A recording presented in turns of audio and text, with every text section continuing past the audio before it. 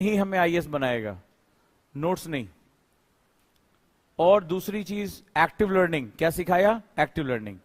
ये मेरी पुरानी स्टूडेंट है, देखो ध्यान से, राइट, ये मेरी पुरानी स्टूडेंट है जो एक्टिव लर्निंग करती है। देखो ये क्लास अगर 2:30 बजे खत्म हुई तो 2:40 पर इसका मैसेज मेरे पास आ जा, हर क्लास का मैसेज है इसके पास। इसका ये है, इंडिया वे में कल पढ़ाया था, तो इंडिया वे में जो इससे पहले पढ़ाया पूरी क्लास को एक पेज पे लेकर आती है। ये पावर अगर तुमने जनरेट कर लिया, ठीक है, तो आपके लिए चीजें बहुत आसान हो जाएगी। इंडिया 2030 की क्लास में बहुत जबरदस्त डिस्कशन चलता है, हेल्थ पे चला, जो है रिसोर्स डिस्ट्रीब्यूशन पे चला। ये सारे पॉइंट्स आपके एसए और मेंस के लिए बड़े इंपॉर्टेंट है। लेकिन मेरा पढ़ाने का तरीका होता है, सबसे पहले मैं आपका दिमाग ओपन करता हूं और मैं सबसे पहले ये स्टैब्लिश करना चाहता हूं ये चीज क्यों कर रहे हो, और अभी तक के डिस्कशन में हमने यही चीजें स्थापित की हैं। इससे पहले की क्लास में और छोटी छोटी चीजें सिखाता हूं जिस पर तुमने कभी ध्यान ही नहीं दिया। जैसे इशू क्यों कहते हैं, पूछना कभी अपने दोस्तों से, तुम्हें क्या जवाब मिल रहा होगा कि यार इसको सोशल इशू क्यों कहते हैं। पूछा किसी ने? ट्राई किया इस बच्ची को छोड़ के? और किसी ने ट्राई किया अपने दोस्तों से? एलियन हो, दोस्त नहीं है यहां पे, बीके की तरह हाथ घूम ढूंढ रहे हो क्या किसी का? दोस्त नहीं है, पूछो उससे, कॉन्फिडेंस बढ़ेगा तुम्हारा। हैंडल विद केयर सिखाया, आपको सिखाया कॉन्फ्लिक्ट, निर्णय कैसे लेते हैं एक ऑफिसर के सामने, डिसीजन कैसे। डैम वाला एग्जांपल दिया था, डैम के इस पार या डैम के उस पार। तो आपको यह सिखाने की कोशिश कर रहा हूं कि गलत सही नहीं है, आप किस साइड खड़े हो। आपको एक बहुत बड़ी चीज सिखा दी जो लबासना में जाने के बाद लोग सीखते हैं। ये गुरुकुल में तो लबासना की ट्रेनिंग हो रही है, तुम आज वो सीख गए हो जो जाके लबासना में सीखोगे कि मैक्सिमम डिसीजन नहीं, ऑप्टिमम डिसीजन लेने हैं, यानी लाभ और हानि का कैलकुलेशन करना। अब तुम्हें बड़ा फायदा हो जाएगा। जैसे तुमसे पूछा जाएगा राम सेतु तोड़कर वो मार्ग बनाया जाना चाहिए कि नहीं बनाया जाना चाहिए, देश में सालों से विवाद चल रहा है। नदी जोड़ो परियोजना, नाम लिखो। पहली बात आज के बाद फिर सुनते हुए देखा, अब डंडे मारूंगा, अब बहुत दिन से सिखा रहा हूं, डंडे मारने का टाइम आ रहा है। तुम्हें सबसे बड़ा ब्रह्मास्त्र दिया है कानों से देखने का। कॉपी के सेंटर में शुरू होते हैं, देखो ध्यान से। ये मेरी स्टूडेंट है, कहां से उसने क्लास शुरू की? कहां से क्लास शुरू की उसने? सेंटर से। न्यूरॉन्स बताए, न्यूरॉन्स कैसे हमारे होते हैं, ये बिल्कुल उसी के हिसाब से चल रहा है।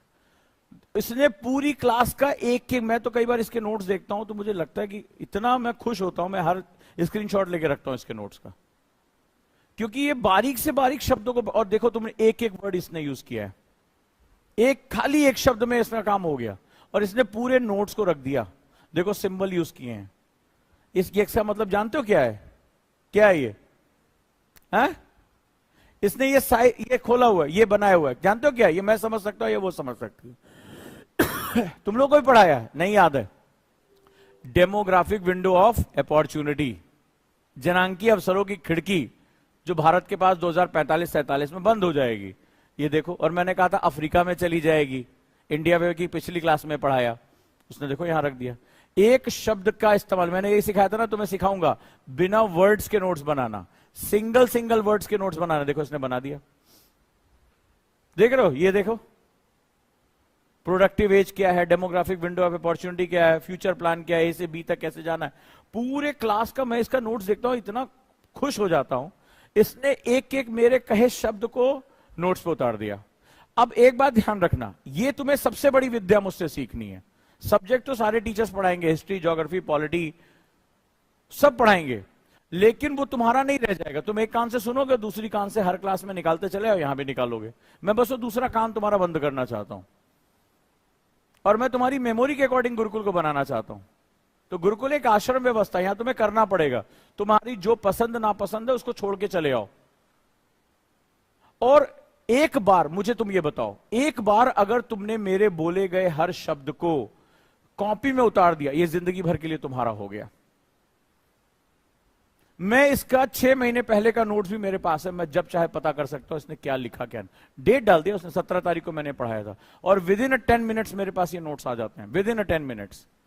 और जब मैं इसको पढ़ता हूं, मेरे बोले गए हर एक शब्द को इसने लिख डाला है, और सिर्फ एक पेज में। और सबको पता होगा मैं नॉन स्टॉप बोलता हूं, 1.5 घंटे 2 घंटे एक के बाद एक विचार, एक के बाद एक विचार। मेरे बात को तुमने लिख लिया तो तुम बहुत एडवांस पहुंच गए। और इसने 5-6 महीने की प्रैक्टिस में ये हासिल किया। ऐसा नहीं कि उसको डे 1 से आता था, इसने हासिल। आज की डेट में मैं इतनी स्पीड से इतने ढेर सारे सब्जेक्ट एक साथ लपेटता हूं, और मेरी इसने हर एक बात इसके अंदर डाल दी है, हर एक बात।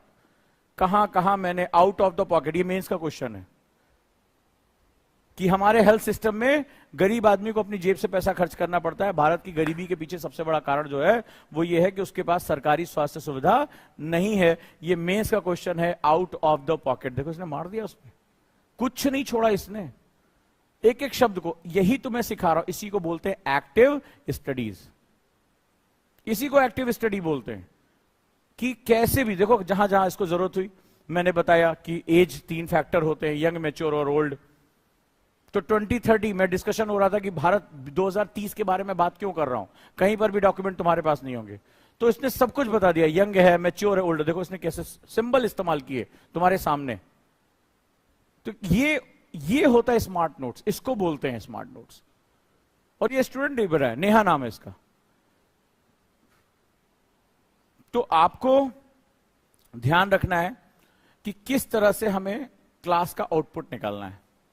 अगर आपने ये निकाल लिया, अब देखो यहां पे मैंने बताया था कि हेल्थ में प्रॉब्लम क्या है, हम अस्पताल बना देते हैं, लेकिन अगर डॉक्टर नहीं है, मेडिकल सर्विसेज, तो अस्पताल का कोई मतलब नहीं है। स्कूल बना दिया, टीचर नहीं है। इस बात के लिए मैंने बताया था कि they are not infrastructure, they are structure. देखो इसने कितने सिंपल तरीके से बिल्डिंग बना दी, ठीक है, ऊपर हॉस्पिटल का साइन बना दिया। ये मैं समझ पा रहा हूं क्योंकि मेरी स्टूडेंट है। इसने वर्ड्स यूज नहीं किए।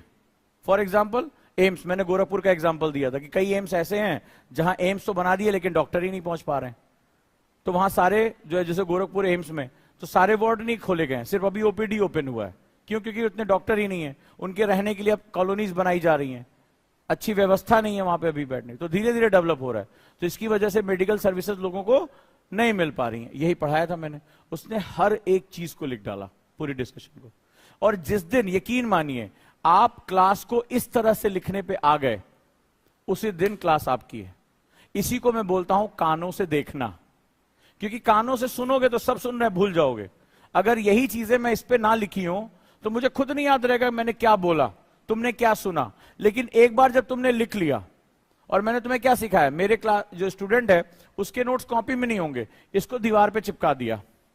अब दीवार पे चिपका दिया और चलते फिरते कभी भी ब्रश कर रहे हो, गाना सुन रहे हो, एक नजर ऐसे दीवार पे गए और एक बार पूरा पढ़ लिया। भूलोगे कभी? भूलोगे? कभी नहीं भूलोगे। एक एक बात तुम्हें याद रहेगी। तो जिस दिन तुम्हारा बिहेवियर स्मार्ट हो जाएगा, अब इस बात को लिखना, जिस दिन तुम्हारा बिहेवियर स्मार्ट हो जाएगा उसी दिन तुम्हारा सिलेक्शन हो जाएगा। तुम्हारा टीचर स्मार्ट है, उसका तरीका स्मार्ट है, लेकिन तुम स्मार्ट नहीं हो, यानी तुम उसको अडॉप्ट नहीं कर पा रहे हो, तो कभी सिलेक्शन नहीं होगा। जिस दिन तुम्हारा बिहेवियर, आदतें स्मार्ट हो जाएंगी, अपने आप हो जाओगे। तो जैसे तुम्हारे यहां क्या, तुम्हारा कॉम्पिटिटर सोचेगा, आहा अब मेरे पढ़ने का टाइम है, अब मैं पढ़ूंगा। और तुम ब्रश कर रहे हो 5 मिनट, 5 मिनट में तुमने पूरा नोट्स, भारत का हेल्थ सिनेरियो तुमने पूरा डिवाइड कर लिया। तुम्हें पता है 10 से 15 नंबर का क्वेश्चन आना ही आना है। हो गया तुम्हारा रिवीजन। तुम बाल झाड़ रहे हो, चलो एक गाना सुन रहे हैं, लोग भी गाना सुनते, गाना सुनते सुनते तुम्हारा रिवीजन हो गया। तुमने पता चला 5-6 आंसर तुम डेली तैयार कर रहे हो, तो तुम आगे हो कि वो आगे है? तुम आगे हो जाओगे। और ज्यादा इसके लिए कुछ नहीं कर रहे, बस तुम अपने 24 घंटे को यूटिलाइज कर रहे हो। जिस दिन 24 घंटे को यूटिलाइज कर लिया, यही गुरुकुल का कॉन्सेप्ट है। गुरुकुल तुम्हें 24 घंटा यूटिलाइज करना सिखाएगा। ना मैं कल जानता हूं, ना जो बीत गया उसके बारे में। यही मैंने आप लोगों को लाइब्रेरी में आके उस दिन बताया था कि मेरे लिए गुरुकुल में सिर्फ एक दिन इंपॉर्टेंट है, बस वो चीज तुम्हें सिखाना है। और वो तुम सीख गए, तुम खुद कहोगे हाँ मेरा सिलेक्शन हो जाएगा। तो इस तरह के नोट्स मुझे चाहिए।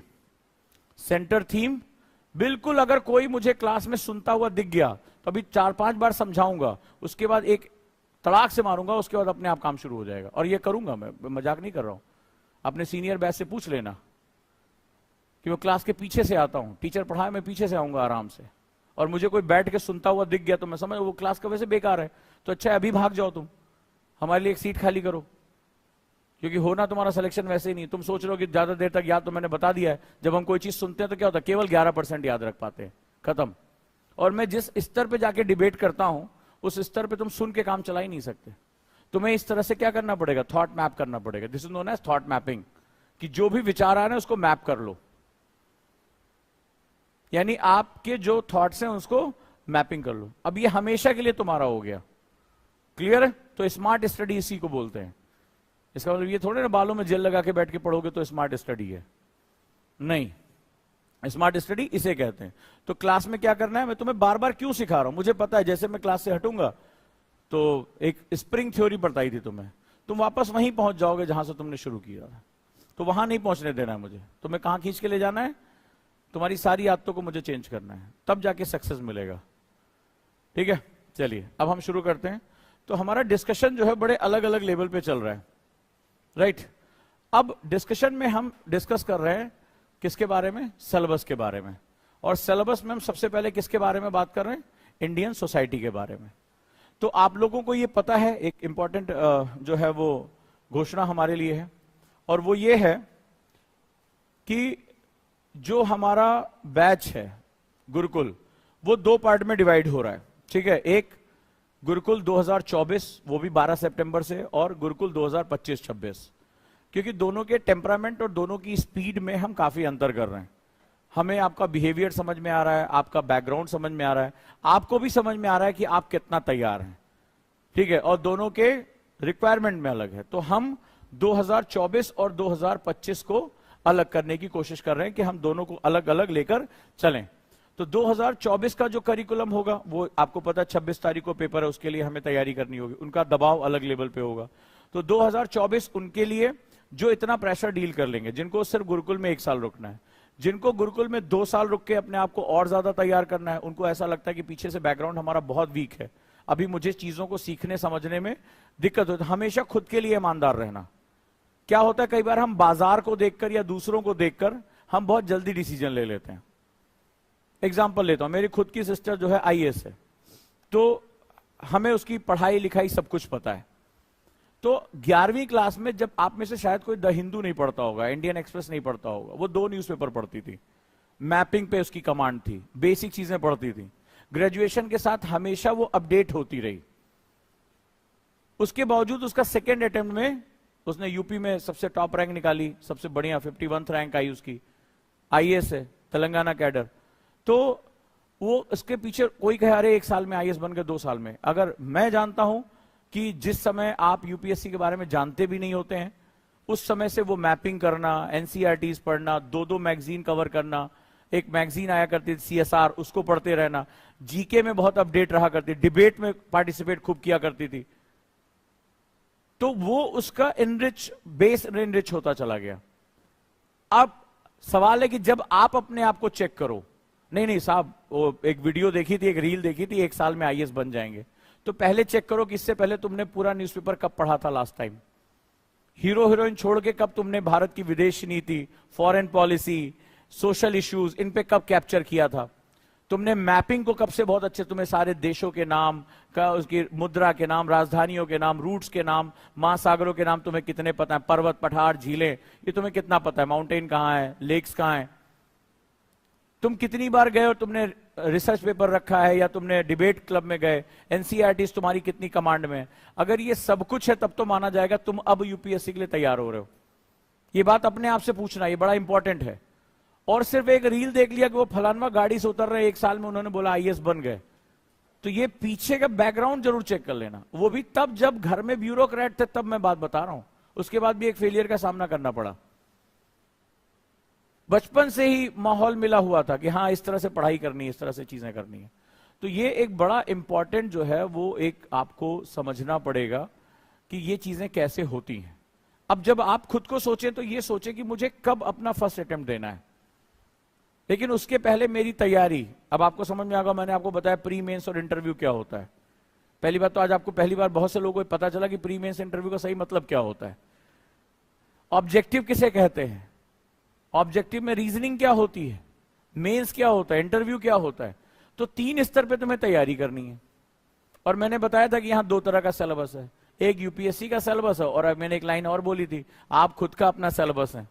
आपको दोनों के साथ काम करना है। मान लीजिए आप क्लास में बैठ के सुन रहे हैं, 800 घंटे की क्लास है, पूरे साल भर 800 घंटे हम पढ़ा रहे हैं, 800 लेक्चर्स होंगे। अब 800 लेक्चर में ऐसे आप ऐसे बैठ गए, हाँ बोलिए बोलिए। तो सोच के देखो कि तुम्हारा आउटपुट कितना आएगा। मैंने क्यों लाइन बोली थी, बहुत गंभीर लाइन थी कि आप स्वयं अपना सिलेबस हैं और आप खुद को बदल ही नहीं रहे, आप खुद को समझ ही नहीं रहे कि यार डिस्कशन चल रहा है। आप किस हिसाब से हैं?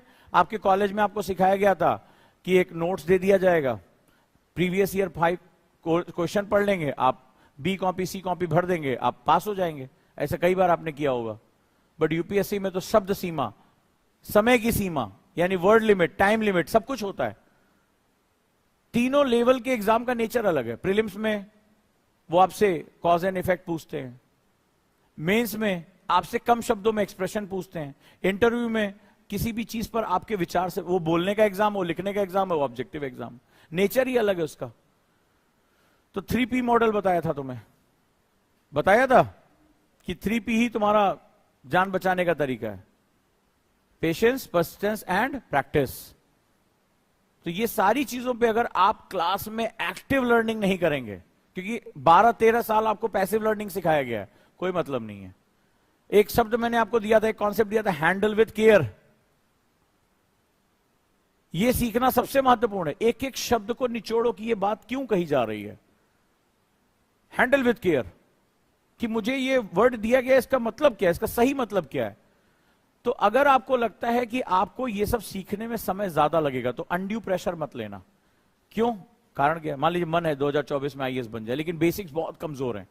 अब पता चला जल्दबाजी में हमने कुछ ऐसी चीजें कर ली, जैसे मान लो मुझे पढ़ना था हिस्ट्री, मुझे बहुत सीरियसनेस के साथ पढ़नी है, ज्योग्राफी पढ़नी है, हमने जल्दी जल्दी में पढ़ लिया कि चलो यार खाली खत्म करना है। तो तुम्हारे दिमाग पे लाइफ लॉन्ग इंप्रेशन बन जाएगा। देखो, कोरे कागज पर लिखना आसान होता है, धीरे धीरे ही सही, लेकिन एक बार उस पर लिख के फिर उसको अगर इरेज करोगे, दोबारा लिखोगे, तो वो बहुत गंदा दिखता है। इसीलिए इंसान पूछता है कि सर मुझे मुझसे कई लोगों ने कहा फर्स्ट अटेम्प्ट कब देना चाहिए? जब तुम्हारी अंतरात्मा कह दे यू आर रेडी, क्योंकि because first attempt is the best attempt. First attempt is the best attempt. वो उस तरह की एनर्जी, उस तरह का टेम्परामेंट कभी आपका होगा ही नहीं दोबारा। एग्जाम्पल बताता हूं, जब तुम फर्स्ट अटेम्प्ट दे रहे होगे तो तुम्हारा मन और तुम्हारा परिवार, तुम्हारा समाज, सब कोई तैयारी कर रहा होगा, हाँ फर्स्ट अटेम्प्ट है। जब तुम सेकंड अटेम्प्ट दे रहे हो, तुम्हारे ऊपर एक ठप्पा लग चुका होगा, फर्स्ट अटेम्प्ट में फेल है, फर्स्ट अटेम्प्ट में फेल है। तो तुम्हारे मन में एक हिस्सा हमारी पास्ट मेमोरी का बन जाता है। जब तुम फेल हुए होगे, लोग हंसेंगे, तुम्हें खुद पे शर्म आई होगी, 2-3 महीना तुम बिल्कुल गायब हो जाओगे, ये इंप्रिंट हो जाता है। तो जब तुम सेकंड अटेम्प्ट दे रहे होगे तो ये सारी चीजें तुम्हारे दिमाग में होंगी। अब तुम फर्स्ट अटेम्प्ट जितने कॉन्फिडेंट नहीं रह जाओगे, क्योंकि अब तुम्हारा दिमाग हर दिन तुमसे पूछेगा, एक पार्ट निकलेगा पर डे, नहीं हुआ तो क्या होगा। अपने किसी सीनियर से बात करके देखना, उसको 24 घंटे में ये थॉट आता जरूर है, नहीं हुआ तो क्या होगा, पापा अगली बार एग्जाम देने देंगे या नहीं देने देंगे, उसको क्या मुंह दिखाएंगे, क्या नौकरी करेंगे, क्या बोलेंगे, हर समय ये दिमाग में घूमता। और अगर ये थर्ड तक पहुंच गया तब तो मामला और गंभीर हो जाता है। बहुत कम लोग उस समय बचते हैं जो अपने आप को होल्ड कर पाते हैं। बहुत लकी लोग होते हैं जिनके साथ उनका कोई टीचर, उनके माता पिता साथ खड़े हो जाते हैं कि नहीं करना है तो करना है। बहुत कम लोग, लेकिन मुझे लगता है ऐसे लोगों की संख्या बहुत कम है जिनके साथ इतने मजबूत लोग खड़े हों। तो first attempt is the best attempt, याद रखना। तो फर्स्ट अटेम्प्ट तब हो जब तुम्हारी अंतरात्मा कह दे यस, तीनों लेवल के लिए तैयार हैं। अब आप कैसे कहते हो सर आईएएस के लिए हम तैयार हैं, मैं प्री के लिए तैयार हूं या नहीं हूं, मैं मेंस के लिए, मान लो प्री हो गया तो क्या सेमी कलेक्टर हो जाओगे? क्या लिखा जाएगा, सेमी कलेक्टर है बार, भाई प्री निकाल दिया, मेंस निकालोगे, मेंस निकाल लेने के बाद क्या होगा, आधा बन जाओगे कि भैया आधा कलेक्टर है, नहीं होगा ना, हाफ कलेक्टर। वो जब तीनों परीक्षाओं को क्रॉस कर लोगे, तीनों स्तर को, तब जाकर एक आईएएस के रूप में कहे, उसमें भी रैंक अच्छी चाहिए।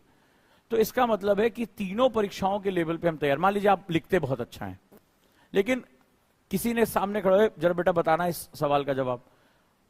अब बाद में मुझे आप किनारे बोले, सर कई बच्चे आते हैं, सर यहां था जवाब, यहां, सर घबराने लगे, क्लास में बोल नहीं पाए। तो यहां तो तुम्हारे सब परिचित है, वहां एक अनजान जगह, एक बड़ा सा हॉल होता है, उसमें 5-6 लोग बैठे होते हैं, बहुत बुजुर्ग, बहुत विद्वान, और तुम्हें अकेले जाना होता है, बिल्कुल ऐसे शेर बैठे हो, उसके बीच में कोई मेमना वॉक कर रहा हो, दरवाजा बिना पूछे बंद कर दिया, कुर्सी पे एक बार बिना, वहीं पे सारा इंटरव्यू खराब हो जाता है। गए डर के मारे, लंबी वॉक करनी पड़ती है। तो क्या होता है, कई बार आदत पड़ गई है, कैन आई सिट सर, अब वो जब तक हाँ ना जब तक कुछ बोल रहे तब तक जाके घप से बैठ गया। हमारे इंटरव्यू में कई बार होता है, हमें बोलना पड़ता है, मतलब किस बात की जल्दी पड़ी है, हमसे सुन तो लो।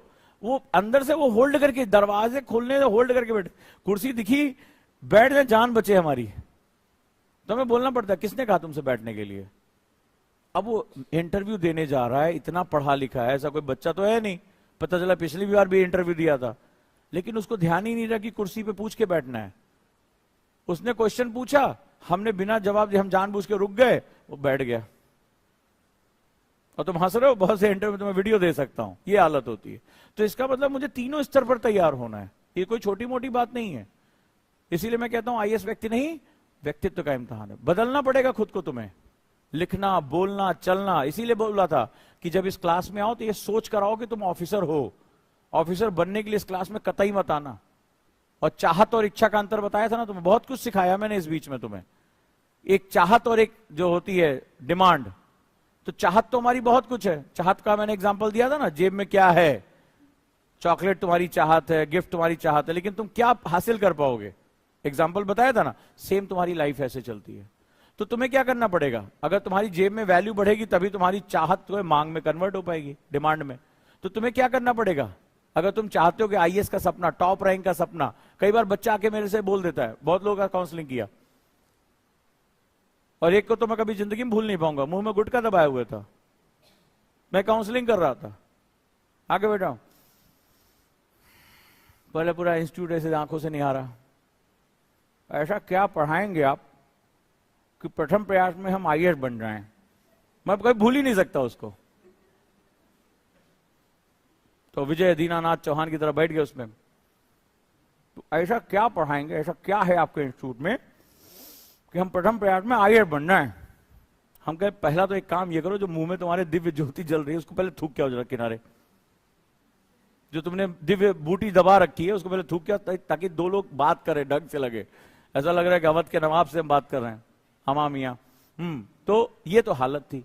कई बच्चे मुझसे कहते हैं, मैसेज आता है सर फर्स्ट अटेम्प्ट में टॉप करना चाहते हैं। तो मैं उनका ये नहीं सोचता कि फर्स्ट अटेम्प्ट में टॉप, ये तो कोई भी कर सकता, लेकिन जब वो कहते हैं चाहते हैं, मैं समझ जाता मामला खराब है। जैसे हम बाहर खड़े होते हैं, अरे यार हार्ले डेविडसन का नया मॉडल आया, चल साइकिल पे रहे, वो नहीं शोरूम के दरवाजे के बाहर खड़े हो गए, अरे बड़ा सही मॉडल है यार, वैसे ना बहुत सही 350 सीसी का इंजन लगा है, और खुद की साइकिल का ब्रेक नहीं लग रहा, पैर से रोक रहे। अरे होता है एक दिन खरीदेंगे, तो होता है आप लोगों ने किया होगा, कोई बढ़िया लेदर वेदर का जैकेट मॉल में गए, यार बड़ी सही लगेगी भाई की, नीचे थोड़ा सा तुम्हारा नजर उसके टैग पे चला गया, तुम्हारे पास 2000-2500, उस पर पता चला 22,400 रुपया लिखा हो, एक अक्षर एक अंक ज्यादा हो गया, दिक्कत हो गई। एक दिन देखना खरीदेंगे हम जरूर। कई बार तुमने भी किया होगा। अभी आईफोन पता नहीं 14, 15, 16 कौन सा लॉन्च होने जा रहा है, कई लोग उसका मॉडल देख रहे होंगे, 14 में कुछ खास बात नहीं है, 15 लॉन्च होने दो या 16 लॉन्च होने दो, हम ले लेंगे। सुने उसमें रोबोट आ रहा है, क्यों? क्योंकि तुमने धीरे से जाके आफ्टर डिस्काउंट उसका प्राइस देख लिया, और तुम्हारी वो पकड़ से बहुत बाहर जा रहा है। तो चाहते हैं, लेकिन मिलता किसको है? जिसकी जेब में दम होता है, जो गया बेटा हाँ ये ठीक है, ये बुलेट खरीद रहे हैं, ये जैकेट पैक करो इसको, मैंने बताया था ना, वो प्राइस टैग नहीं देखता, क्योंकि उसने क्या किया, खुद को कैपेबल बना लिया है। उसको जो चाहिए वो ऑर्डर करेगा, वो प्री बुकिंग कराएगा, 16, 17, 18 कौन सा लॉन्च कर रहे हो, उसको पता है कि मुझे प्रो मैक्स लेना है, वो दाम नहीं देख रहा कि 1.5 लाख का आ रहा है, 1.25-2 लाख का हो गया, प्री बुकिंग आज एडवांस पेमेंट हो गया। वो ये भी नहीं देखेगा कि कहां कौन सी वेबसाइट पे कितना % ज्यादा डिस्काउंट मिल रहा है। आप रात भर सर्च करोगे कि कहीं 1-2 हजार रुपए ज्यादा मिल जाए, इसी बहाने कम से कम उसका कवर ही खरीद लेंगे उतने पैसे में। होता है कि नहीं होता है? तो हम में से भी हम सभी सिखाया था कि हम सभी खरीदार हैं। तो आप चाहते हैं आईएएस बनना, फर्स्ट अटेम्प्ट में आईएएस टॉप करना चाहते हैं, बट वो कह रहा है जेब में क्या है, what is in your pocket? बोले पॉकेट में खोखले सपने हैं, मैं 12 घंटे सोता हूं, कभी किसी रूल को फॉलो नहीं करता, स्मार्ट नोट्स नहीं बनाता, डायरी मेंटेन नहीं करता, मैं ज्यादा देर पढ़ नहीं पाता, दोस्तों से जरूर बात करता हूं, टाइम किलर्स बहुत ज्यादा हैं, पिक्चर देखे बिना तो मुझे नींद ही नहीं आती है, लेकिन मैं आईएएस टॉप करना चाहता हूं। करो फिर, कौन मना कर रहा है? सो मेरी ये कहानी अगर तुम्हें समझ में आ गई होगी, जो तुम्हारे व्यवहार का है, कि औकात का मामला है ये, और कुछ नहीं। साधारण बात, क्रूड लैंग्वेज में बोलते हैं औकात का मामला है। तो कहते हैं किसी का औकात हो तो खरीद लो, तो जिसकी औकात होती है वो क्या करता है? खरीद लेता। तो ये जो मार्केट है ना, ये सपनों का बाजार है। टोकरियां, दुकानें सजी हुई हैं सपनों की। पर आप में से जिसकी औकात होगी, और औकात होती नहीं, औकात बनाई जाती है, जो घंटों पढ़ेगा, जो क्लास में नए तरीके सीखेगा, जो डिस्कशन डिबेट में पार्टिसिपेट करेगा, मैपिंग की जरूरत होगी मैपिंग सीखेगा, करंट को पढ़ने की जरूरत होगी करंट पढ़ेगा, क्वेश्चन लगाएगा, भागेगा नहीं संडे को होने वाले टेस्ट से, उसकी औकात बढ़ जाएगी। और जब उसकी औकात और उसके सपने बराबर हो जाएंगे, लबासना जेब में, लबासना जेब में। बड़ा सिंपल सा कॉन्सेप्ट है। पर बिना औकात के कोई चीज नहीं मिलती, और इसको चुरा नहीं सकते, क्योंकि विद्या चुराई नहीं जा सकती। ये बड़ी दिक्कत है। इसको हासिल ही करना पड़ता है, इसको हासिल ही करना पड़ता है। तो अगर आपने हासिल कर लिया तो एवरीथिंग इज फाइन। तो सेम ये प्रोसेस है जो आपको लगातार। तो जब आपको लगे कि आप रेडी हो, तो first attempt is the best attempt. क्यों? क्योंकि मैं बहुत से बच्चों की काउंसलिंग कर चुका हूं, वो फर्स्ट अटेम्प्ट इसलिए देखते हैं, वो ये कहते हैं हम देखना चाहते यूपीएससी कैसा। अरे भाई, कोई सनीमा है, कोई हॉलीवुड की हीरोइन है जो तुम देखने के लिए जा रहे हो, या कोई हीरो है? मैं कई बच्चों से बात कर रहा हूं, फर्स्ट अटेम्प्ट देखना चाहते हैं कि यूपीएससी क्या। अच्छा, इसके लिए तुमने अपनी जिंदगी का 1 साल खराब कर दिया। समय की कीमत ही नहीं। और जो आदमी समय की कीमत नहीं कर पा रहा है, वो सपने की कीमत क्या खा करेगा? क्योंकि सपने देखने वाले समय की कीमत सबसे पहले करते हैं। ये बात ध्यान रखना। सपनों की कीमत वो इंसान कभी कर ही नहीं सकता जो अपने समय की कीमत नहीं कर पा रहा है। तो आगे से ध्यान रखना कि हमें इस पूरे साल अपने आप को, अब तुम्हें जब लगे तुम तैयार हो, 24 के लिए तैयार हो, 24 के लिए जाओ। ऑप्शन दे दिया मैंने। 25-26 के लिए जाना चाहते हो, 25-26 के लिए जाओ। तो now batch are dividing in 2 part. ठीक है, 12 सितंबर से हम दोनों बैचेस को सेग्रीगेट कर रहे हैं। क्लियर है? लेकिन इस प्रक्रिया में कुछ छुपाओगे नहीं, सब चीज आके मुझे बताओ। अभी तक तुम लोग जहां पढ़कर आए हो, तुम्हें बताया गया होगा कि ये करिकुलम इतना ही करना है। यहां सब कुछ उल्टा है, गुरुकुल में सब कुछ उल्टा है। यहां तुम्हें अपनी कमियां आके बतानी है हर हालत में। चाहे डायरी में लिख के बताओ, चाहे मेंटर से बताओ, चाहे मुझसे बताओ। छुपाना कुछ नहीं है, क्योंकि कंपटीशन बहुत क्रूएल है, ये बात ध्यान रखना। अब तुम मुझे बताओ कि अगर तुम खाली क्लास में सुनते हो और मेरी स्टूडेंट उसको बना रही है, दोनों को यूपीएससी का एग्जाम देना है, किसके लिए बेनिफिट ज्यादा है? तुम्हें 6 महीने बाद याद भी नहीं रहोगा कि मैंने इंडिया 2030 की क्लास में कौन सा पहला लेक्चर पढ़ाया था, लेकिन इसके पास डॉक्यूमेंट्स, क्योंकि इसने कानों से देखना सीख लिया था। इसको बोलते हैं कानों से देखना। देखते तो आंखों से है ना, लेकिन देखते वो हैं जो हमारे कॉपी में होता है या हमारे सामने होता है, जो भौतिक रूप से फिजिकल फॉर्म में हो, हम उसी को तो देख सकते हैं। तो उसके लिए मैंने जो शब्द बोले, उसने क्या किया? कॉपी के अंदर डाल दिया उसका, हमेशा के लिए उसका अपना हो गया। बस हो गया काम। यही चीज तुम्हें सिखाना है, तभी क्लास का मजा ले पाओगे, तभी डिस्कशन का मजा ले पाओगे। आ जाओ, फिर हम अपने काम पे बढ़ जाते हैं। तो 2 ईयर बैच और 1 ईयर बैच दोनों हम लेके चल रहे हैं। अब हमारी लास्ट में डिस्कशन बड़ी जबरदस्त हुई थी, क्योंकि मैंने आपसे कहा था इस सब्जेक्ट के साथ एक बड़ी प्रॉब्लम है, ये शुरू तो होगा, खत्म नहीं होगा। ये जुड़ता चला जाएगा। ये शुरू तो होगा, लेकिन ये खत्म नहीं होगा, ये जुड़ता चला जाएगा। इंडियन सोसाइटी एक ऐसा पार्ट है, और इसको समझना बड़ा मुश्किल है। अभी तुमने छोटा सा एग्जाम्पल देख लिया, अभी एक मंत्री ने और अभी थोड़ी देर पहले बयान दे दिया। वो कह रहा था डेंगू मलेरिया है, अभी किसी ने और बोल दिया कुछ और, उल्टा सीधा बवाल मचा। वो भयानक। देश यही नहीं डिसाइड कर रहा है इंडिया नाम रखे या भारत नाम रखे। और ये बातें कहां से निकल कर आ रही? सोसाइटी से निकल कर आ रही हैं। तो ये कॉन्फ्लिक्ट क्रिएट करेगा। सिलेबस को समझो। यूपीएससी की तैयारी का पहला स्टेप शुरू होता है सिलेबस को सही तरीके से समझना। पहले दिन हमने देखा था कितना छोटा सा नन्हा सा था ना, 3 लाइन का सिलेबस था, और यहां घंटों बीत गए, अभी तक हम इसको आधा भी नहीं पहुंचा पाए। ये है यूपीएससी, राइट? आ जाओ। अब हमारा पहला जो टॉपिक है salient feature of Indian society, हमने इस पर डिस्कशन किया। अब जैसे एक लाइन हमने डिस्कस की थी, अब और इसको थोड़ा सा और एलेबोरेट करते हैं क्योंकि भारतीय समाज की विशेषता मैंने तुम्हें क्या बताया, कैरेक्टरिस्टिक ऑफ इंडियन सोसाइटी में तुम्हें बताया था कि इसमें पॉजिटिव और नेगेटिव दोनों आएंगे, सामने तुम्हारे रख दिया। अब जब मैं कहता हूं जो सिलेबस है हमारा, भारतीय समाज की विशेषता, कौन सा समाज, किसका समाज, भारत का, यानी ब्रिटेन का समाज होगा, अमेरिका का समाज होगा, है ना, American society, British society, Indian society, यानी जहां पर हो उसको देखने का आपका एटीट्यूड क्या है। ब्रिटेन की समाज की समस्याएं अलग हैं, अमेरिका के समाज की समस्याएं अलग हैं, तो भारत के समाज की समस्या इंडियन सोसाइटी का वो डेट इज टोटली डिफरेंट। तो समस्या समझने से पहले मुझे उसको तो समझना पड़ेगा ये है क्या। अभी जैसे आज सनातन का विवाद चल रहा है, आप लोगों ने भी पढ़ा होगा, कई लोगों को गुस्सा आ रहा होगा, कई लोग खुश हो रहे होंगे, कई लोग उसके समर्थन में होंगे, कई लोग विरोध में होंगे। और आपको मैंने क्या बताया था, ना आपको किसी चीज की बड़ाई करनी ना बुराई, ना आपके लिए आज से कोई चीज अच्छी है ना कोई चीज बुरी है, आपको बैलेंस रहना है। तो अब फॉर एग्जाम्पल, और आप बैलेंस कैसे हो पाओगे, क्योंकि आज सुबह की जो मैंने क्लास ली उसमें आपको बहुत चीजें समझ में आएगी, क्लास जरूर देखना, बहुत ध्यान से देखना, बड़ी जबरदस्त डिबेट हुई थी, रात में ताली वाली सब बजने लगी थी, जबरदस्त डिबेट हुई थी कि हम देखते कैसे हैं। तो हिस्ट्री जो होती है वो एक पर्सपेक्टिव है, हम उसको देखते कैसे हैं।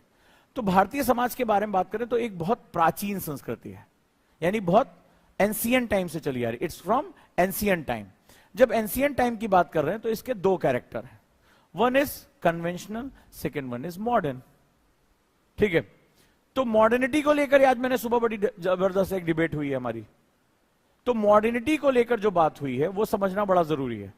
अब कन्वेंशनल है, तो जब कन्वेंशनल सोसाइटी है, कोई परंपरागत है, यानी अपनी परंपरा, आपके घर में भी होता होगा, मैंने लास्ट टाइम डिस्कशन किया था कि व्रत रख लो, आपको उसका साइंस लास्ट टाइम डिस्कस हुई थी, एपी फैगी के बारे में डिस्कस किया था ना मैंने, व्रत रख लो, लेकिन आपने कभी नहीं पूछा होगा mummy please define the science, mummy define chappal, कभी पूछा?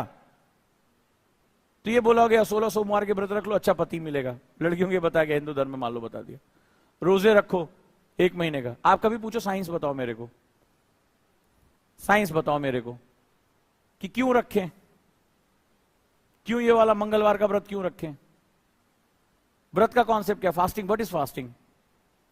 तो मॉडर्निटी का मतलब हमें बताया गया कि one who is western that is modern, बड़ी खूबसूरत लाइन है ये, कि हर वो चीज जो पश्चिमी है वही आधुनिक है। आज सुबह मेरी यही डिबेट हुई है, हमें बताया जाता है हमें मॉडर्न हिस्ट्री पढ़नी है, और हमारे यहां मॉडर्न हिस्ट्री कब शुरू हो रही है, जब अंग्रेज भारत आ रहे हैं। आप किसी भी किताब को उठा के देख लो, हमें पढ़ाना पड़ता है, आपको पढ़ना पड़ता है कि मॉडर्न हिस्ट्री हमारे यहां शुरू कब हो रही है, हमें पीढ़ियों से पढ़ाया जा रहा है, जब इंडिया में यूरोपियंस आ रहे हैं। इसका मतलब यूरोपियन मॉडर्न है, और उससे पहले हम कौन थे। अब देखो इसमें ध्यान से, तो जब हम लॉजिकल क्वेश्चन पूछते हैं तब हम मॉडर्न होते हैं। मॉडर्न होने का मतलब नहीं सूट वूट पहन लिया, टोपी लगा ली, चश्मा लगा ली, गले में टाई बांध ली, ये मॉडर्निटी नहीं है। मॉडर्निटी का मतलब ये नहीं कि घर में भले चाहे इससे पहले जो है वो सरसों तेल में खाना बनता हो, अब ऑलिव ऑयल लगा के गाना गा रहे हैं, और नहीं भी समझ में आ रहा फिर भी इंग्लिश गाने गुनगुना रहे, बहुत से लोग करते हैं। Now we are modern family, करते हैं ना, कई लोग कॉपी करते हैं कि इससे मॉडर्निटी, देखो ऑलिव ऑयल में हमने पकौड़े तले हैं तो ये मॉडर्निटी हो गई, ये नहीं है मॉडर्निटी। मॉडर्निटी का मतलब होता है जहां आप लॉजिकल एक्ट करते हैं। तो हमने ये मान लिया कि विदेशी जो कर रहे हैं वो सब लॉजिकल है, one who is western that is modern. ये भारत की सबसे बड़ी दिक्कत रही आजादी के बाद से, हर वो चीज पश्चिमी है वही आधुनिक है, ये हमने मान लिया, गलत है ये। साड़ी पहनी हुई महिला भी चंद्रयान 3 उड़ा रही है, राइट और रॉन्ग। तो ये किसने कहा कि सूट पहनेगी या जो वेस्टर्न कपड़े पहनेगी तभी वो मॉडर्न है। साइंटिस्ट ऐसे ही होगा, नहीं हो सकता ना। वो बालों में गजरा लगाए हुए, साड़ी बिंदी किए हुए, मंदिर जाके पूजा आराधना करने के बावजूद भी वो क्या कर सकती है, रॉकेट को उड़ा सकती है। ये मॉडर्निटी है, लॉजिकल क्वेश्चंस। अब समाज के साथ क्या दिक्कत है, अब जो बताने जा रहा हूं वो तुम्हें बहुत ध्यान से सुनना चाहिए और सुन के समझना चाहिए, विवाद नहीं करना चाहिए। अब इस बात को समझो, लेकिन परंपराओं में एक दिक्कत है, परंपराओं में एक शब्द आता है रूढ़ियां, जकड़न, ऑर्थोडॉक्सनेस। जब हम बिना सही गलत की पहचान किए किसी चीज के साथ जकड़ जाते हैं तो वो क्या बन जाती, रूढ़ियां बन जाती, यानी ऑर्थोडॉक्सनेस। जैसे घर में पुरुष ने कहा "अरे, तुम्हें घूंघट में रहना है", तो हमने पूछा इसका पीछे लॉजिक क्या है, चेहरा बचाना है मुझे या फलाना चीज करना है। बोले नहीं, हमें बताया गया है, हमारे धर्म में है, हमारे खानदान में चला आ रहा है, पुरखों में है, हमारे किताबों में लिखा है। तो तुम इसके पीछे लॉजिक यूज नहीं कर पा रहे हो, तो वो क्या बन जाएगा, रूढ़ियां बन जाती हैं। नहीं नहीं, पिता की चिता को सिर्फ लड़का आग दे सकता है, इसीलिए पुत्र होना घर में बहुत जरूरी है। चाहे 8 पुत्रियां हो 9 पुत्रियां, लेकिन पुत्र होना बड़ा जरूरी है। मानते हो इस बात को? तो फिर आप क्या करोगे, आप रूढ़ियों के साथ हो, परंपराओं के साथ नहीं हो। रूढ़ियों और परंपराओं का अंतर आपको समझ में आना चाहिए। परंपरा में आप प्रश्न पूछ सकते हो, विज्ञान है आपके पास, रूढ़ियों में प्रश्न नहीं पूछ सकते। क्यों भाई, पिता की चिता को पुत्र ही अग्नि क्यों देगा, जब आपकी ही संतान दोनों है, दोनों में एक ही जेनेटिक कोड है, तो लड़की को यह अधिकार क्यों नहीं है? तो वो रूढ़ियां हो गई। और हर पंथ में इन रूढ़ियों को, हर समाज में इन रूढ़ियों को तुम्हें हटाना पड़ेगा, तभी तुम रिफॉर्म कर पाओगे। और हर समाज को रिफॉर्म की जरूरत पड़ती है, क्योंकि मैंने तुम्हें क्या बताया था, सोसाइटी क्या है, मूल्यों का टकराव। तो जब टकराव होगा तो मैंने क्या बताया था तुम्हें, हीट जनरेट होगी, कचरा आएगा गाड़ी में। जब तुम गाड़ी चलाते हो स्पीड से, तो साइलेंसर में कचरा जम जाता है कि नहीं जम जाता है? तो क्या करते हो, फिल्टर निकाल उसको साफ करते हो ना। तो हमें गाड़ी का सिद्धांत तो पता है कि भाई गाड़ी चलाते कुछ समय बाद क्या होगा, कचरा जम जाएगा, फिल्टर साफ करने की जरूरत पड़ती, साइलेंसर साफ कराना पड़ता। गए कभी कराया होगा?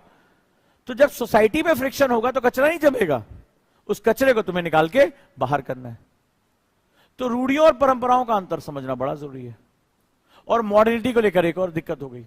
मॉडर्निटी का मतलब होता है आधुनिक मूल्यों को आगे बढ़ाना, और हमने मॉडर्निटी की डिफिनीशन क्या बना दी, हमारे ऊपर 190 साल तक लोगों ने जो है राज किया, हम गुलाम रहे, हमने कहा one who is western that is modern. हर वो चीज जो पश्चिमी है वही आधुनिक है। हम फंस गए, बहुत बुरी तरह फंस गए। अब समझो आगे क्या होगा। आज कास्ट सिस्टम को लेकर बात चल रही है। भैया घर जाओगे तुम्हें पता चलेगा, एक और मंत्री है ए राजा, उन्होंने अभी स्टेटमेंट दे दिया, बवाल मचा हुआ पूरे देश में। प्रधानमंत्री ने आज सुबह सुबह क्या स्टेटमेंट दिया, देखो प्रधानमंत्री बोला पहला क्या है कि भाई सनातन पर आक्रमण और भारत पर तथ्य आधारित जवाब दें, फैक्ट के साथ बात करनी। प्रधानमंत्री कह रहे हैं आज कि कह रहे हैं जवाब दो, लेकिन भारतीय परंपराओं में हम फैक्ट के साथ बात करते थे। आदि शंकराचार्य या विदुषी हमारी महिलाएं जो थी प्राचीन समय में, वो फैक्ट पे बात करती थी, हम तथ्यों पे बात करते। प्रधानमंत्री ये बात आज कह रहे हैं। तो अब क्या करना है, हमें फैक्ट जानना बड़ा जरूरी है कि क्या प्राचीन व्यवस्था में जातियां थी और जातियों का कॉन्सेप्ट क्या था। बड़ा वैज्ञानिक बात बता रहा हूं, क्योंकि हिस्ट्री में विवाद बहुत होते हैं। तो यहां सिंपल सा कॉन्सेप्ट है, आपको ये समझो। जैसे कास्ट सिस्टम की बात करें, आज हमें कास्ट सिस्टम बुरा लग रहा है, क्योंकि एक दूसरी भी एक नजर कि कास्ट सिस्टम वाकई में बुरा है। लेकिन सवाल है क्या इसके आधार पर भारत की सबसे प्राचीन व्यवस्था को हम बुरा कह सकते हैं? क्या यह व्यवस्था उसी फॉर्म में थी? अब जरा इस बात को समझो, सही चीज समझना जरूरी है, तभी तो हम विवाद में उतर पाएंगे। तो मैं तुम्हें एक सही चीज बताने की कोशिश करता हूं। जब यह सिस्टम शुरू हुआ तो हमारे पास दो विचार थे, एक कर्मणा और एक जन्मणा।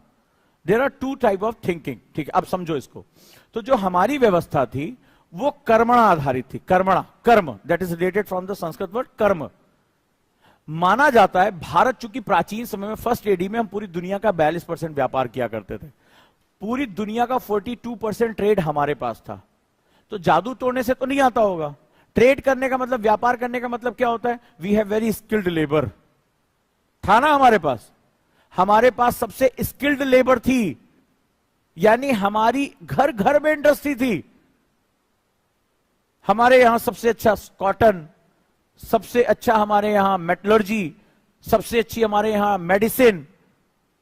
हमारे सुश्रुत ग्रंथों में सुश्रुत ने लिखा है बेस्ट प्लास्टिक सर्जरी हमारे यहां थी, मैथमेटिक्स हमारे यहां थी। नालंदा तक्षशिला में पूरी दुनिया से लोग पढ़ने आते थे। एजुकेशन सिस्टम हमारा इतना अच्छा था। और वो क्यों था? क्योंकि हमने सबसे पहले लेबर डिवीजन करना शुरू किया। अब ये पॉइंट बहुत इंपॉर्टेंट है। तुम क्यों नहीं लिख रहे हो?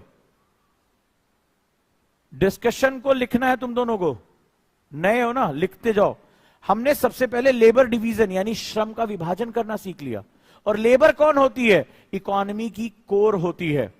इकोनॉमी किसके दम पे चलती है? स्किल्ड लेबर के दम पे चलती है। आज चाइना आगे हमसे क्यों है?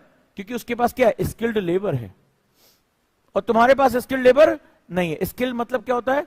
बाजार की मांग के अनुरूप, यानी according to the demand from market. Example ले लेते हैं, जैसे मान लो ये मैडम है, ये मोबाइल अच्छा बना लेती हैं, लेकिन इनको नोकिया 1100 बनाने आता है, पेंच वेंच खोल के तार वार जोड़ लेती हैं। अभी नोकिया 1100 कोई यूज नहीं कर रहा है।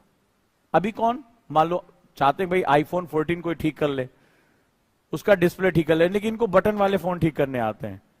तो क्या ये मार्केट के हिसाब से स्किल्ड है? इनको जॉब मिलेगी? नहीं मिलेगी, क्योंकि अब वो फोन ही कोई यूज नहीं कर रहा है। तो स्किल्ड का मतलब होता है मार्केट के हिसाब से खुद को बदल देना। तो भारत शुरुआत से ही बहुत जबरदस्त इकोनॉमी रहा है। भारत की सबसे बड़ी प्रॉब्लम, जो सबसे बड़ी जो उसकी जिसे कहते हैं पावर, वो उसकी इकोनॉमी रही है। और वो हमने क्यों किया? हमने ये समझा कि व्यक्ति के अंदर 3 तरह के गुण होते हैं, रज, तम और सत्य। हम बहुत आगे थे यार। तुम्हारे अपने घर में किसी के पास 2 भाई बहन हैं, 2-3 भाई बहन किसी के परिवार में, सब पढ़ने में एक जैसे हैं।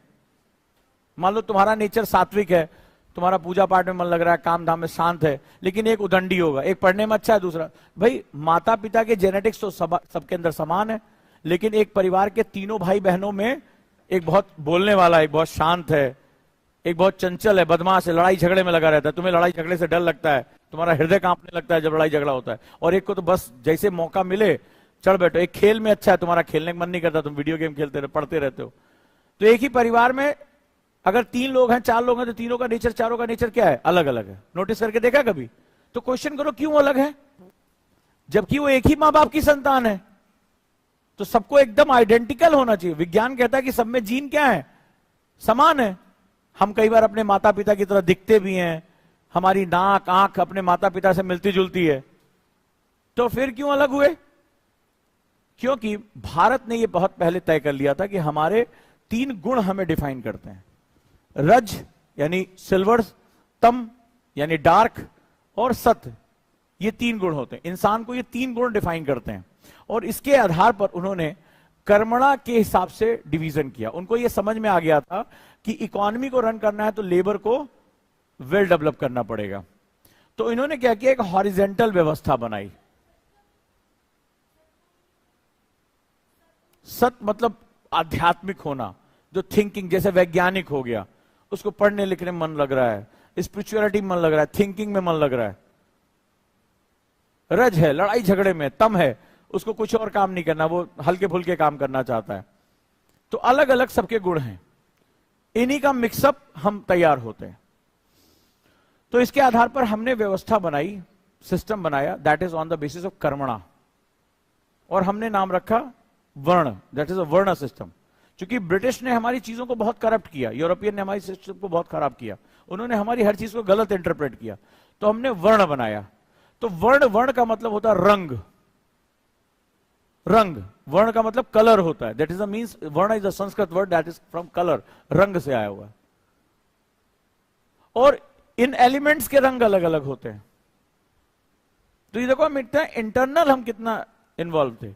रंग on not the facial, it's about the सत, मोस्ट ब्राइटेस्ट, रज, तम, डार्क।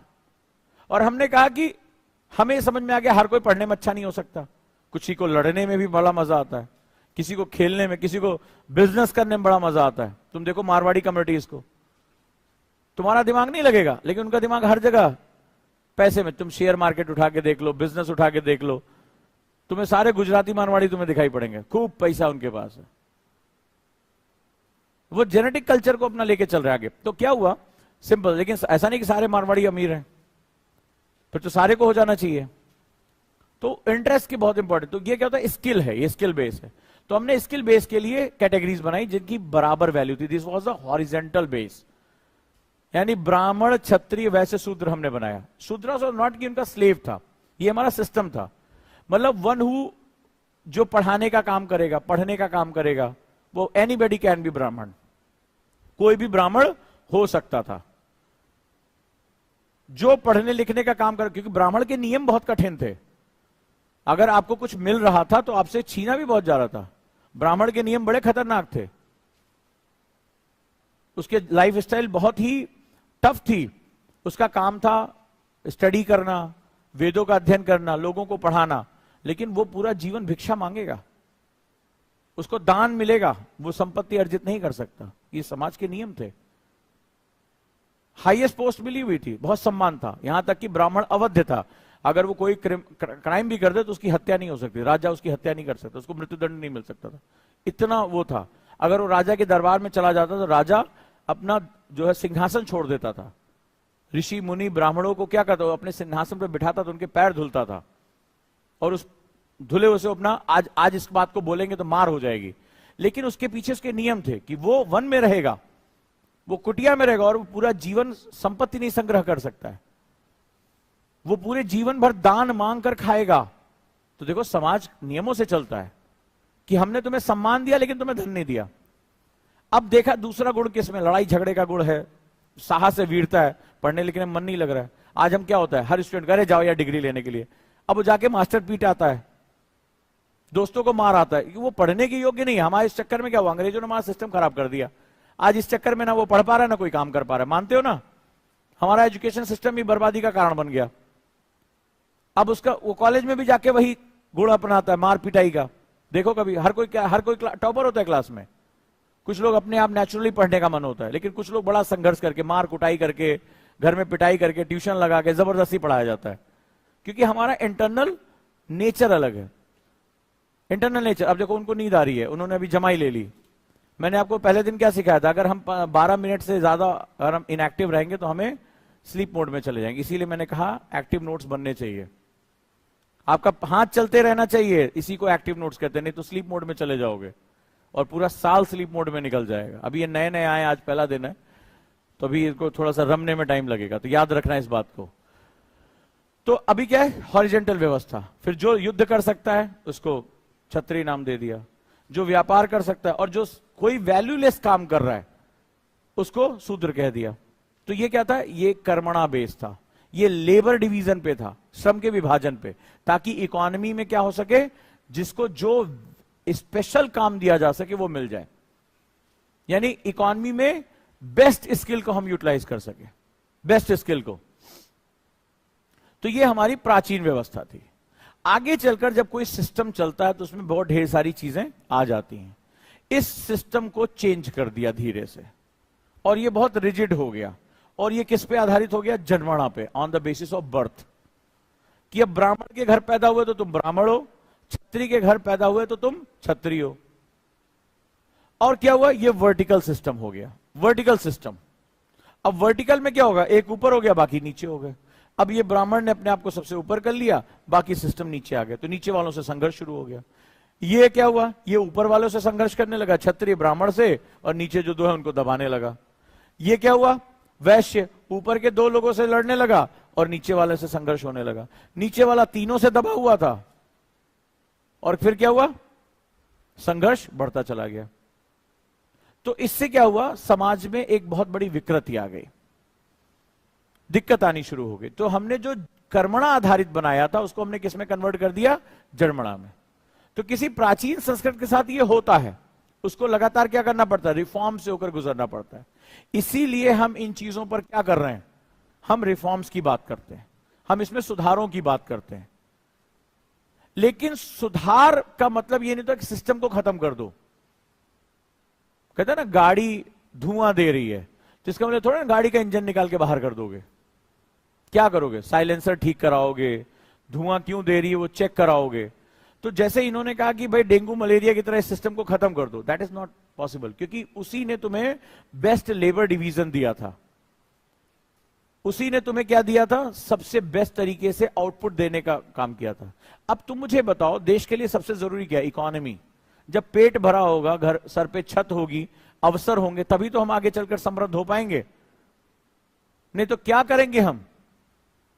तो हमारा जो सिस्टम था वो इकोनॉमिक सिस्टम था, वो लेबर डिवीजन को समझता था। और यही कारण है कि हमें सोने की चिड़िया कहा जाता था। हमने किसी का सोना थोड़ा चुराया है। भारत के पास बहुत ही मुश्किल से गिनी चुनी एक खान है सोने की। भारत अपनी जरूरत का केवल 1/10 1/10 ऑफ गोल्ड प्रोड्यूस कर पाता है। और तुम कोस्टल एरिया के सारे टेम्पल्स देख लो, सोमनाथ से उठाओ और पुरी तक चले जाओ, सब में सोने के भंडार पाए गए। पाए गए। तुम किसी को भी स्टडी कर लो, साउथ के टेम्पल पढ़ लो, तुम वेस्ट के पढ़ लो, तुम ईस्ट पढ़ लो, सोने के भंडार पाए गए। और भारत अपनी जरूरत का 1/10 सोना केवल पैदा करता है।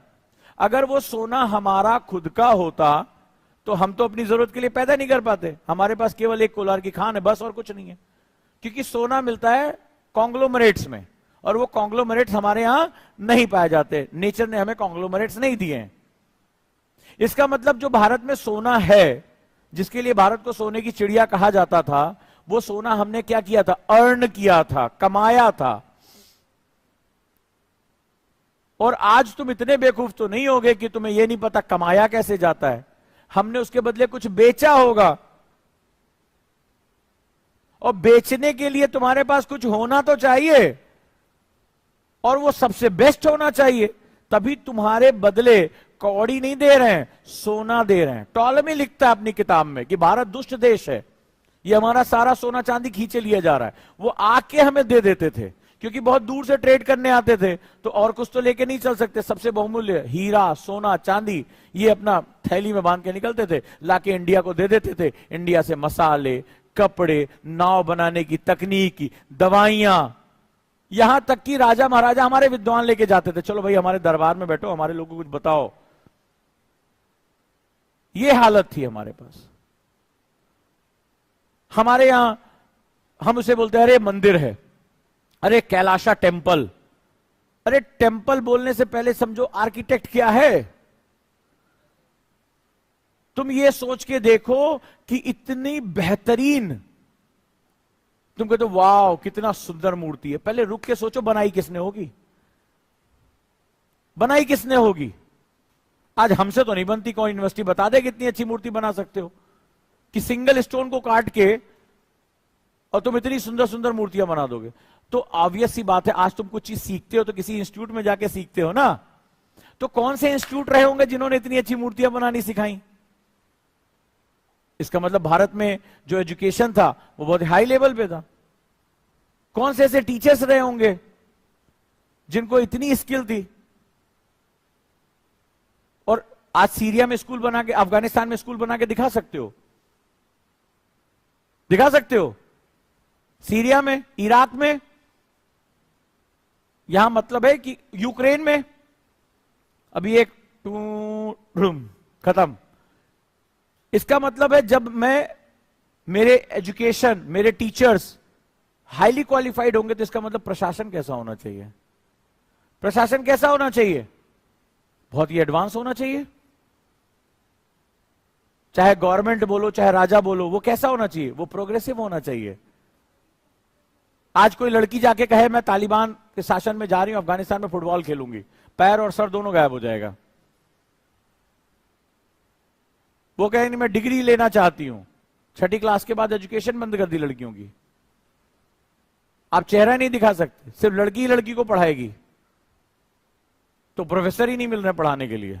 ये हालत हो गई है।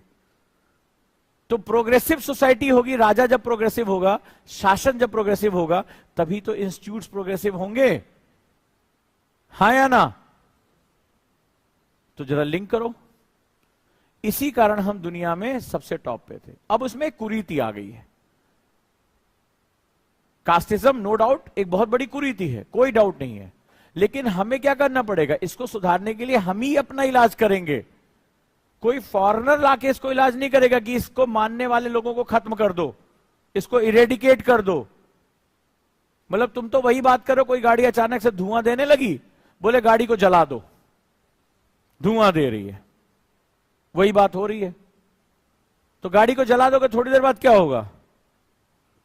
पैदल पैदल चल छैया छैया करते घूमोगे इधर उधर, और क्या करोगे? तो यही दिक्कत हमसे हो जाएगी। सो हमें क्या करना पड़ेगा? उसको करेक्ट करना पड़ेगा, उसको क्लीन करना पड़ेगा, ना कि उसको जला देना पड़ेगा। समझे? ये हमारा बेसिक फंडामेंटल है। तो अब आपको ये समझ में आया कि जो चीजों पे हम बात कर रहे हैं, अगर हम उसको सही तरीके से समझ लें, विवाद खत्म हो जाएगा। तो सिस्टम हमारा क्या हुआ, जो हॉरिजेंटल था उसको हमने वर्टिकल कर दिया, जिसकी वजह से हमारे समाज में ये सारा का सारा स्ट्रगल आ गया। अब ये स्ट्रगल किसके फेवर में है, अब तुम और समझो, ये स्ट्रगल किसके फेवर में है? वो बाहर जो बैठे हुए हैं, या जो भारत को प्रगतिशील नहीं चाहते। क्योंकि समाज अगर प्रगतिशील हो जाएगा तो राष्ट्र अपने आप क्या हो जाएगा, प्रोग्रेसिव हो जाएगा, नेशन प्रोग्रेसिव हो जाएगा। तो वो चाहेगा ना रगड़ हो, घिस जाए। पंखा तेजी से घूमेगा तो हवा देगा, पंखे की बॉल बेयरिंग खराब कर दो, पंखा थोड़ी देर बाद क्या होगा, चों चों बोलते हुए धुआं फेंक देगा, पंखा रुक जाएगा। तो इंडिया एज अ सोसाइटी तेजी से ग्रो कर सकता है, क्योंकि रूट्स हमारे ग्रो के हैं। हम पूरी दुनिया में सबसे बेस्ट व्यवस्था लेके बैठे थे। तो उस व्यवस्था को नहीं खत्म करना है, उसको क्या करना है, सुधार करना है। तो स्ट्रगल का सबसे फायदा जो हमें मिल रहा है, जिसको, वो बाहरी लोगों को मिल रहा है, वो फॉरेन पावर्स को मिल रहा है, या वो जो इंडिया को आगे बढ़ता हुआ नहीं देख सकते, भारत को आगे बढ़ता हुआ नहीं देख सकते। बवाल तो इंडिया भारत का भी हो गया है। तो हमें क्या करना पड़ेगा, हमें अपनी चीजों को करेक्ट कर, सुधारना पड़ेगा, उसको इरेडिकेशन में लाना बहुत दिक्कत है। क्योंकि हमने वर्षों तक, मतलब ब्रिटिश के आने से पहले तक भी, हम पूरी दुनिया में 24% हमारी जीडीपी थी। अंदाजा तुम्हें नहीं है कि हम कितना पावरफुल थे। जबकि औरंगजेब का शासन कहा जाता है कि उसने इकोनॉमी को बर्बाद कर दिया युद्धों में, उसके बावजूद भी पूरी दुनिया का 24% हमारे पास ट्रेड था।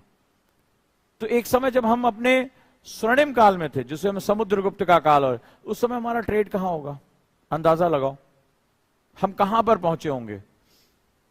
तो यह समझना बड़ा जरूरी है कि इस सिस्टम से हमें फायदे हुए हैं, हमें इस सिस्टम में करेक्शन लेकर आना पड़ेगा। लेकिन वो करेक्शन की जिम्मेदारी किसकी है, वो हमारी है। वो थॉट किसके होंगे, हमारे होंगे।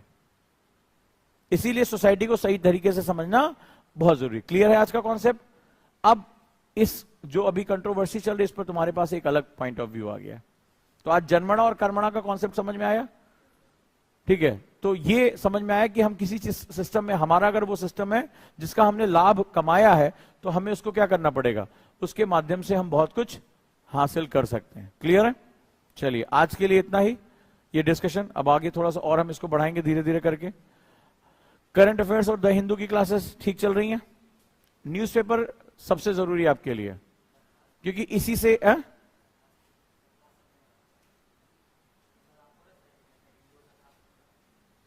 कल नहीं हुआ?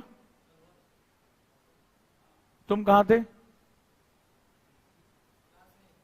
तुम क्लास में थे और तुम्हें पता नहीं कि क्लास हुआ है? मैं तो देख रहा था कैमरे से। बड़ी गंभीर स्थिति है। तुम्हारे साथ तो बहुत काम करना पड़ेगा मुझे। कल न्यूज़पेपर की क्लास हुई थी? तुम भी डाउट में लग रही हो। हुई थी?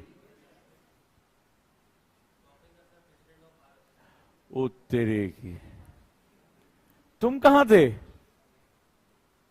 नहीं, शरीर और दिमाग दो अलग अलग यूनिट्स हैं। बहुत हॉट टॉपिक है। न्यूज़पेपर पे हम बहुत ज्यादा एम्फेसिस करते हैं, क्योंकि इसके बिना तुम समझ ही नहीं पाओगे चल क्या रहा है। और एक बड़ी इंपॉर्टेंट लाइन बोल दे रहा हूं कि क्यों हम इतना ज्यादा फोकस कर रहे हैं तुम्हारे न्यूज़पेपर पे। न्यूज़पेपर रीडिंग एक हैबिट होती है। और एक लाइन लिख लो, बड़ी इंपॉर्टेंट है, जो चर्चा में वो पर्चा में है।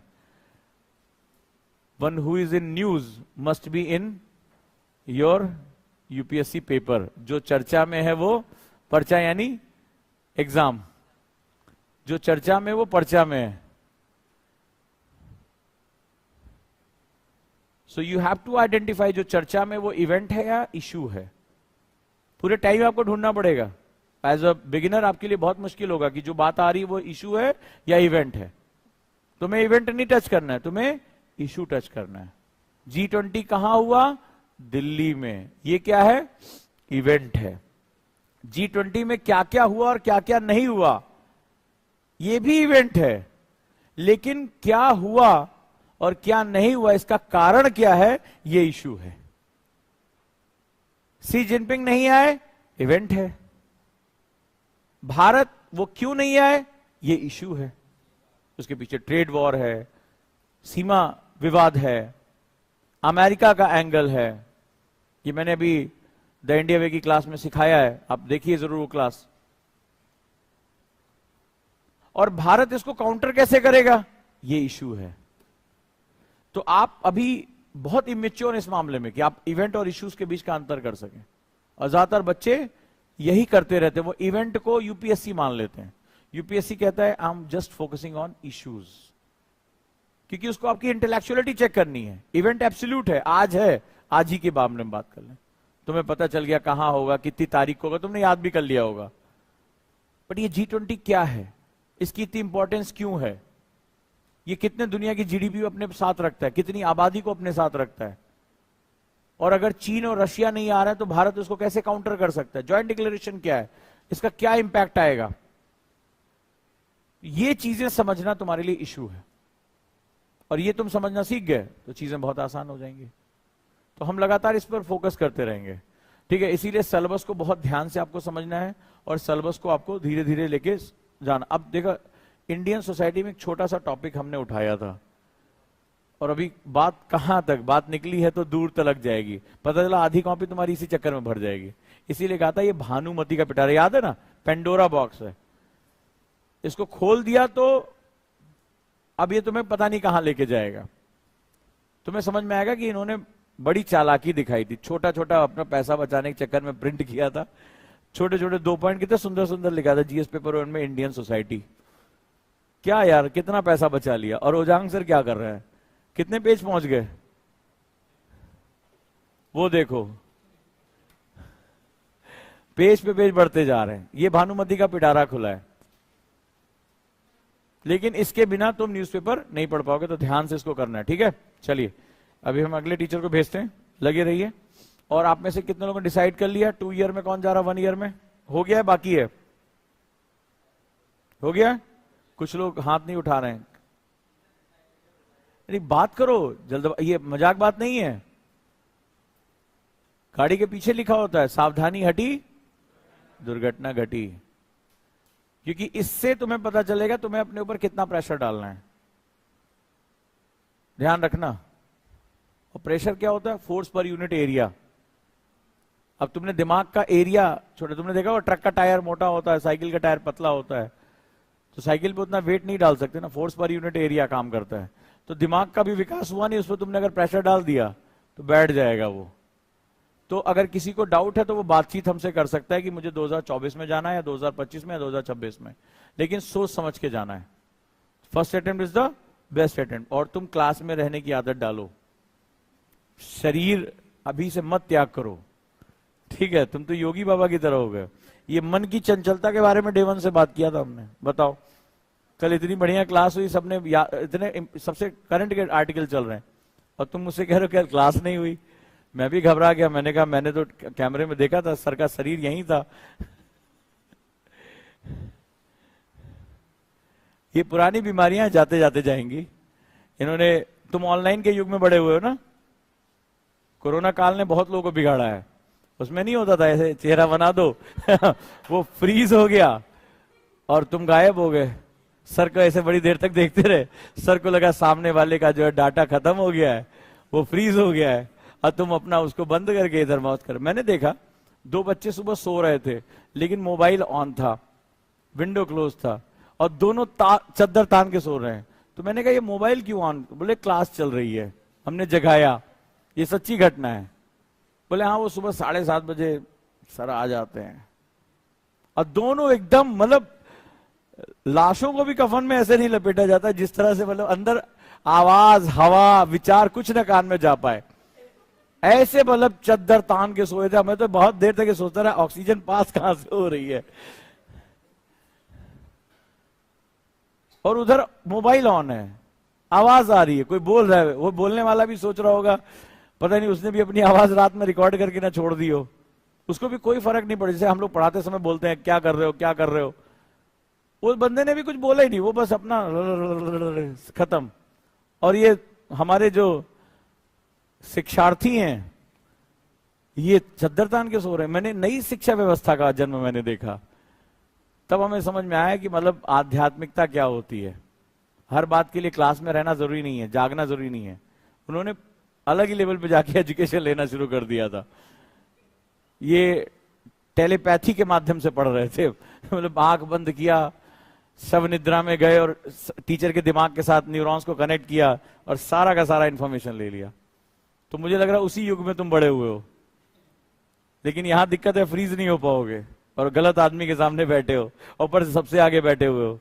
तुम ऐसे भी करके देखते रहोगे तो अब तुम्हें जगा ले जाएंगे। हम तो एनएलपी ट्रेनर है, हम तो मन में झांक लेते हैं। देखो पहले दिन बताया था ना, 12 मिनट के ऊपर बॉडी को इनएक्टिव मत रहना, लिखते रहना। देखो साहब ने बता दिया कि अभी लिखने की आदत नहीं है तो मुंह खुल जाता है। बॉडी कहती है दिमाग बड़ा खतरनाक है, तुम इसको जितना समझोगे पता चलेगा तुम्हारे साथ कितना खेलता है ये। तो इन्होंने, इनकी बॉडी ने कहा यार कुछ कर नहीं रहे, सो ही जाओ। तो इन्होंने मुंह खोलना शुरू किया, ऑक्सीजन खींच रहे थे, ये पकड़े गए। कहां थे? मैंने तुम लोग को योगिक ब्रीथिंग सिखाई है, हर क्लास से पहले करना है। ब्रेन वेव्स को चेंज करो, नहीं तो ऐसे साल भर बीत जाएगा। किसी दिन पूछोगे ये मैं कहां आ गया, नोएडा में कैसे आ गया, मैं तो फलानी जगह था, तो मैं तो चक्कर खा के गिर जाऊंगा उसी समय। हम सोच रहे होंगे लड़का पढ़ रहा है, अच्छे से आगे बढ़ रहा है, और किसी दिन तुम्हें होश है ये मैं कहां आ गया, कौन हो तुम? तो पता चला हमारी पूरी टीम गिर जाएगी यहां पे। ठीक है, तो ऐसा नहीं करना है, पक्का ना, होश में रहना है। ठीक है, पहला लेक्चर तुमने लगता है ध्यान से सुना नहीं मेरा। होश में रहने पे मैंने बड़ा लेक्चर दिया था। ठीक है, तो ज्यादा अपने लिखते रहा करो, कुछ नहीं बस लिखते रहो, देखा जाएगा। ठीक, थैंक यू। हाय, क्या आप भी आईएएस की तैयारी करना चाहते हैं? क्या आप पीसीएस की तैयारी करना चाहते हैं? बहुत दिनों से आप स्ट्रगल कर रहे हैं, लेकिन इसके बावजूद भी आपको सफलता नहीं मिली। भागदौड़ करने के बावजूद भी आपको कोई सॉल्यूशन नहीं मिल रहा है। सिर्फ आपका टेंशन बढ़ रहा है, आपका पेशेंस जवाब दे रहा है। इसी टेंशन को दूर करने और आपकी हर एक समस्या का समाधान लेकर आए हम, यानी ओजांग गुरुकुल कैंपस। यहां हम आपको सिखाएंगे आईएएस और पीसीएस जैसे एग्जाम की तैयारी कैसे आसान तरीके से की जाती है, कैसे डिसिप्लिन फॉलो किया जाता है, कैसे अनुशासन रखा जाता है। अगर आप भी चाहते हैं हम आईएएस और पीसीएस बने और अपनी जिंदगी के सारे सपने पूरे करें, तो अभी ज्वाइन करें Ojang gurukul campus. Because when we support the word selfless, the whole universe will support you endlessly.